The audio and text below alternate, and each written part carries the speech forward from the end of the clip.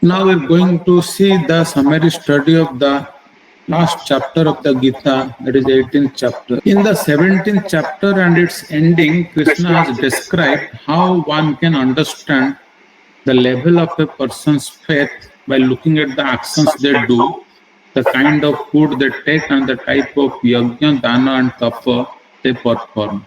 He then says that the Om Tat Sat, the ultimate, has to be invoked if any activity is to have enduring meaning. So at this point, Arjuna asks a question. On one level, this question seems similar to what he has asked earlier, but he phrases it differently. Earlier, Arjuna in one sense asked the same question in the starting question itself. So what is dharma in 3.1, which is better, action or renunciation? 5.1 is also similar. Now we have 18.1. This question is basically about the difference between renunciation, sannyasa, and detachment. So he is using the word renunciation, generally speaking, in the sense of the renounced order. So he wants to clearly understand the difference between external and internal renunciation. So if we consider the renounced order of life, it does not necessarily mean giving up work and going to the forest. That is not true renunciation. There is also detachment. So the question is related to his battlefield context. Should I fight or should I not fight? Fighting is not just a physical activity. So we generally reach the point of fighting only when we are emotionally invested in something. It's very difficult to be detached while fighting, as fighting is a matter of life or death. One either loses one's life or takes someone else's life. Or at the very least, if it doesn't result in death, the fighting won't stop unless one person is severely beaten or injured. So fighting involves external aggression, but at the very least it involves strong internal emotion. Without this emotional investment, fighting is very difficult. So what would detachment mean in the context of fighting? So Arjuna is acknowledging Krishna's power to dissipate his illusions by referring Krishna as Mahabhava. He says, Sannyasasya Mahabaho Tattvam Ichhami Veditum. So Arjuna says, not only do I want to understand this tattva, but I also want to understand Tyagasya, renunciation. Tyaga is similar to sannyasa, but it is also something different. He is using the two words in different contexts. Sannyasa here refers to the renounced order, while Tyaga refers to detachment. So Arjuna is using these words to point out the differences between external renunciation and internal detachment. So at the start of the Gita, Arjuna's senses were going wild. He was unable to hold on to the bow. He said, "Oh Lord, you can bring my senses under control. Oh Krishna, help me understand the difference between these two." But Arjuna has more or less understood that Krishna does not want him to renounce the world, but to engage in it with detachment. So Krishna's answer unfolds in several steps. So here Krishna focuses on the essential principles and purposes. When someone is in the householder stage, they need material things, necessities or wants, and may work to obtain them. Even sannyasis cannot give up all work. They must perform their prayer, sadhana, and so on. On one side, when someone gives up a certain category of work or a major category of work, that is sannyas. Whereas in all work, if one gives up attachment to the fruits of the work, then that is called tyaga. Krishna will answer the question of the difference between tyaga and sannyasa, renounced action and the mood of renunciation. The precise difference is that sannyasa is renunciation of work, while tyaga is renunciation in work. We are still working, but renunciation is there within our work. So now Krishna will answer Arjuna's question with using the idea of the modes that has been discussed in the 14th chapter. First thing Krishna says is that when we talk about renunciation, the action of renouncing is there. So the underlying motivation, part conception with part understanding is what will determine whether the renunciation falls in sattva, rajas or tamas. Krishna says our karma should never be given up. But if one does, and they are in illusion and without proper understanding and renounce it, that is in the mode of ignorance. So the idea that only consideration for renunciation is that it is troublesome, difficult or fearful, should this be considered, that's not the right basis and it is a rajasic renunciation. Because if life decisions are based only on which path will cause the least trouble, we miss the point of life. We are not meant to seek a problem-free life. We want a purposeful life. For the sake of a higher purpose, we may even be willing to face difficulties. Krishna says that we should live with purpose. Problem-free should not be the sole basis for decision-making. So if we want to renounce the world, there must be a higher purpose, such as serving Guru and Krishna, sharing Krishna's message, focusing on Krishna and observing ourselves in Him. But the primary focus must not be simply avoiding problems. Krishna says detachment is not just about avoiding difficulties. It must come from a higher purpose. So Krishna says, why should we be detached from the results? Because multiple factors are involved in the action that leads to a result. This is where Krishna talks about the 5 factors of action. So we tend to think that we do an action and we get the result, and it's that simple. But Krishna says it's not that simple. So he explains the 5 factors of action. Krishna analyzes karma and emphasizes that we must understand how karma works. So these 5 factors, as outlined by the 14th verse, adhishthanam, the place where we are at work, or the venue of action, tatha karta, the door, karanam, the senses, the instruments with which we do our action, karanam chaprutha vidham, there are various kinds of senses that may be involved at different times, vividhas chaprutha cheshta, the different kinds of endeavors required, and daivam, the fifth factor is destiny. So now to understand this, let us think of action on one side and the result on the other. Between them is a bridge with 5 planks. These planks are the 5 factors Krishna mentions. They are logs of wood that link together. The first factor is self-evident, the karta. So the doer must be there for the action to happen. The doer has to be present. Next is karanam, which refers to not just the physical senses, but something more. So the senses must be functional, or otherwise that particular action cannot happen. It's not just about the senses, but the skills also should be there. So senses must be associated with the right skills. So the next factor is adhisthana, or the place where the action takes place. The right place is crucial for the action to unfold. Then comes chesta, which refers to effort or endeavor. Once we have the right place, we need to put in the right effort. This is where practice, discipline, and dedication come in. So the more effort we put into refining our abilities, the more successful the action will be. And finally, there is destiny, daiva or luck. Sometimes even with all the right effort, things may not work out. While we can control some factors, destiny plays a role too. People may call this luck, but it's more about forces beyond our control. Destiny is something we cannot control, but we can control other factors like practice, discipline, and effort.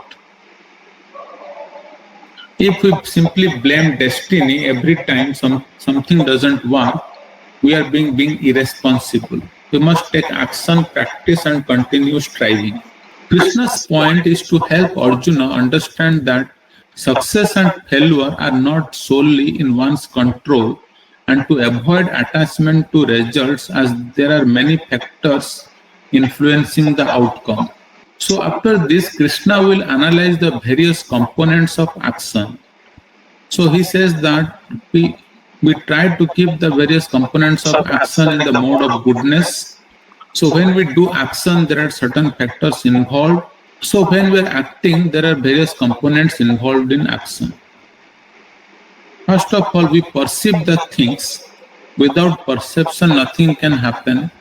Krishna says there is also buddhi and there is dhritti. Buddhi is how we decide to translate intention into action, and dhritti is the determination. Intelligence is by which we decide how to translate intention into action. Then determination is what helps persist in this translation. Intelligence is how we translate intention into action. That is how intelligence decides. And determination is what helps persist in this translation. So determination must be there to keep doing it. So Krishna says that all these three, jnana, buddhi and dhruti, can be in three modes. So after determination, then there is sukha. Intelligence can be used to arrive at a proper understanding of things, and then that understanding is the basis of action. Different people can take in the same facts and they may arrive at completely different understandings. So when the intelligence is in the mode of ignorance, a person's realization is the exact opposite of what it is. We arrive at the conclusion that is the exact opposite of what should be arrived at. A person has many desires and they are pulled in different directions. I want to work hard and become famous. I want to enjoy right now. I want to party. I want to do both. So there are desires which pull people in different directions, and then intelligence is not able to figure out. It just doesn't have a clear understanding of what is really important. So tamasic is just completely distorted. Then Krishna will talk about sukha or pleasure. So how that pleasure which tastes like poison in the beginning will taste like nectar in the end, that is good. But that which tastes like nectar in the beginning but tastes like poison in the end, that is disastrous. So first of all, we put our buddhi or intelligence in goodness. So for that we understand how a definition of happiness is in goodness. Then it's relatively easier for us to situate ourselves in goodness, and then our actions will naturally be in goodness. But Krishna says goodness is good, but we have to rise above goodness. We need to function for a higher purpose. So Krishna talks about the system of varnashram, where different people have their roles in life. After describing the typical characteristics of people in each of the varnas, Krishna explains how people in each of the varnas should function appropriately. Then he says how to function in life. So Krishna starts with from whom all of existence is manifested, by whom all of this world is pervaded. Abhyarcha is worship. So through our work, we worship that Lord, and by this we can attain perfection. So it's not like work is worship. No. Through our work we worship the Lord. If we consider work is worship, then work becomes a replacement for God. Krishna is saying that this is not the case. The understanding is God is up here in the spiritual world and we are down here in the material world. If I have to become liberated, I have to go to God. This is true, but it's only partially true. Because Krishna exists everywhere. Krishna doesn't just exist in the spiritual world, he exists in this world as well.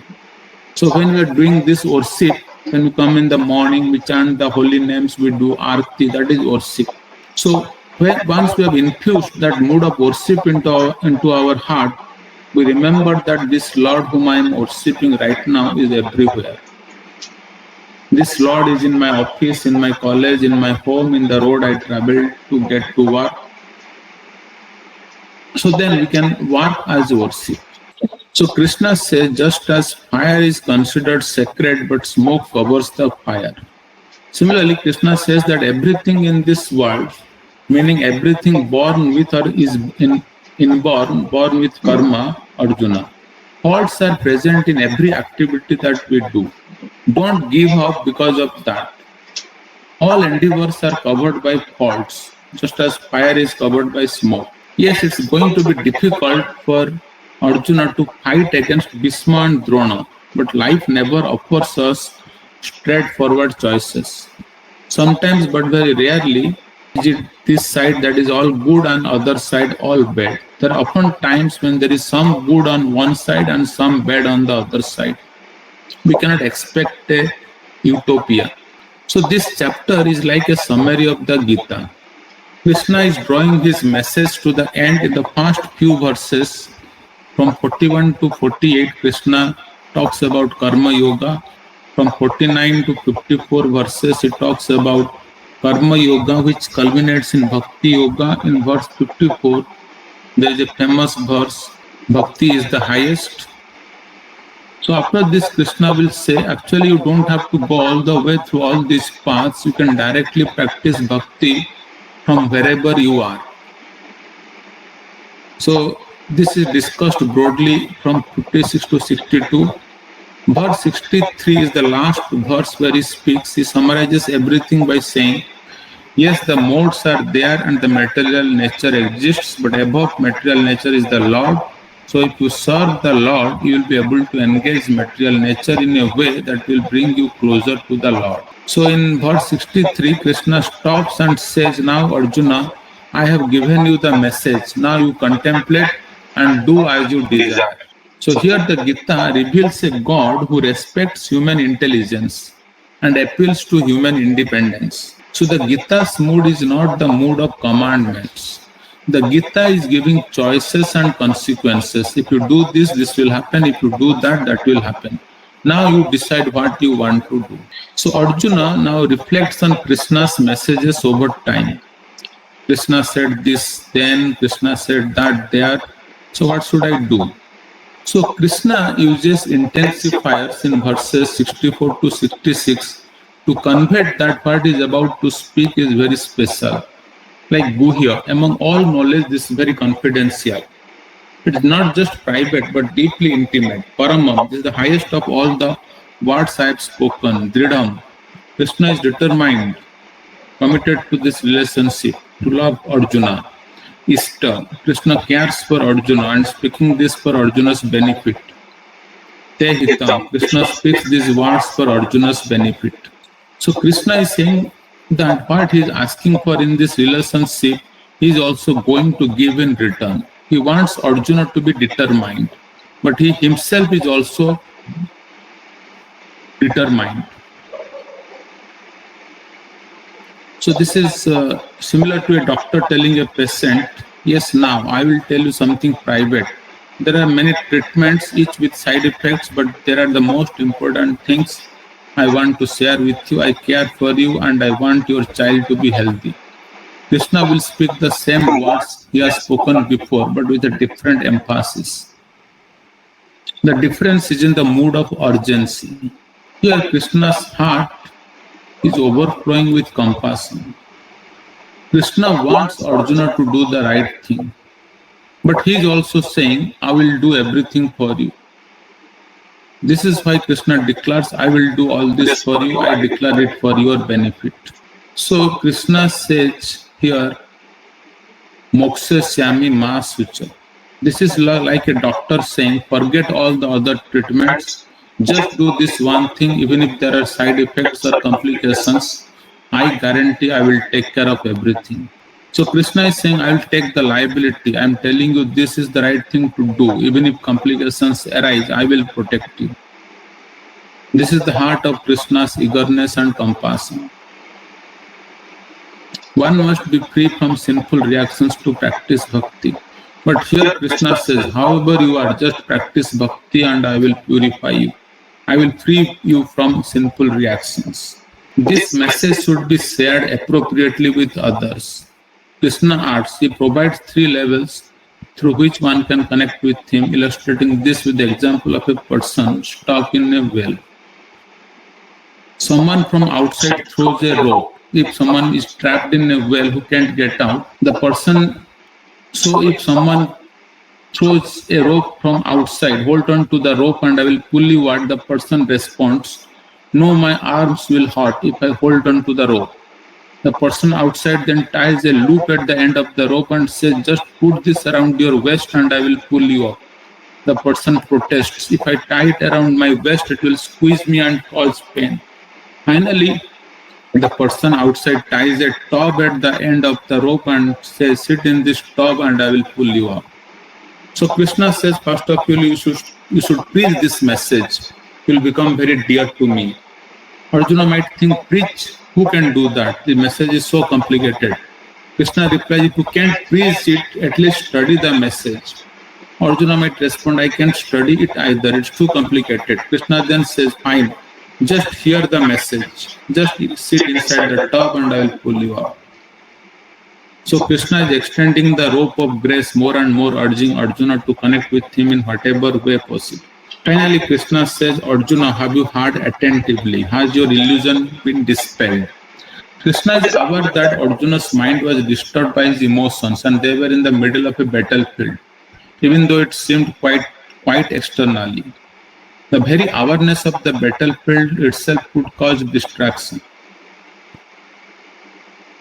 Also, Arjuna, overwhelmed with joy and gratitude, responds, Krishna, I have understood. My illusion is dispelled and I will do your will. This is the essence of the Gita. Arjuna does not say, I will fight the war. The focus of the Gita has risen beyond the circumstances of the battlefield. At the universal level, the Gita's purpose is not just about fighting. It's about harmonizing with the divine will, recognizing that each person has a role in a greater plan. Sometimes that role may be difficult, sometimes it may be easy, sometimes it may bring glory, sometimes it may require us to remain anonymous. But the key is to do our part and align with Krishna's will. As Arjuna says, I will do your will. Now, Sanjay speaks from verses 74 to 78, and these verses are important because they demonstrate the teachings of the Gita itself. When Krishna speaks to Arjuna, the message is successful because Arjuna's heart changes. But when Sanjay speaks the same message to Dhritarashtra, there is no change in Dhritarashtra's heart. However, the message is still successful because Sanjay's heart changes. Sanjay becomes filled with remembrance of Krishna and joy in hearing Krishna's words. In this way, the teachings of the Gita go from Karma Yoga to Bhakti Yoga. So, at the level of Karma Yoga, the teaching is to be detached from the results of our actions. Sanjay demonstrates this detachment as he remains steady despite Dhritarashtra's lack of response. In Bhakti Yoga, while still detached from results, there is an added element of attachment to Krishna. This is an internal result that we seek, becoming attached to Krishna. In our life, success is often measured by the world's standards, but happiness comes from our internal experience. It is possible to experience both success and happiness, but in Arjuna's case, he will experience both. Sanjay, on the other hand, experiences happiness even though the success of his message isn't evident in Dhritarashtra's heart. Both Arjuna and Sanjay have become Krishna conscious, and that this is the true success. The duality of the world is that being Krishna conscious doesn't guarantee worldly success. We may still face failure and difficulty, but even in failure, we can experience the success of our inner connection with Krishna and the joy it brings. So the final verse goes like, Yatra Yogeshwara Krishna, Yatra Partha Dhanurdhara, Tatra Si Brijayar Bhutir Dhruvani Matir Mama. This means wherever there is Krishna and wherever there is Arjuna, there is victory, glory and opulence. So the point is that Gita's purpose is not only to proclaim God's position, but to transform the human disposition. Wherever Krishna is, there is success and victory. but we are invited to be with Krishna. So Arjuna's faith is expressed through his words, I am with you, O Krishna. This shows Arjuna's commitment to doing Krishna's will. So the Gita, Bhagavad Gita began with Dhritarashtra asking what happened in the battlefield. Now Sanjay's response is essentially, your side will not be successful. But he doesn't say this directly. He says that where Krishna and Arjuna are, there is success. So the Pandavas will win the war. So if we align ourselves with Krishna, we too can succeed in life, overcoming dualities of success and failure. So thank you all. So this is the summary study of the last but not the least 18th chapter. Thank you. Hare Krishna.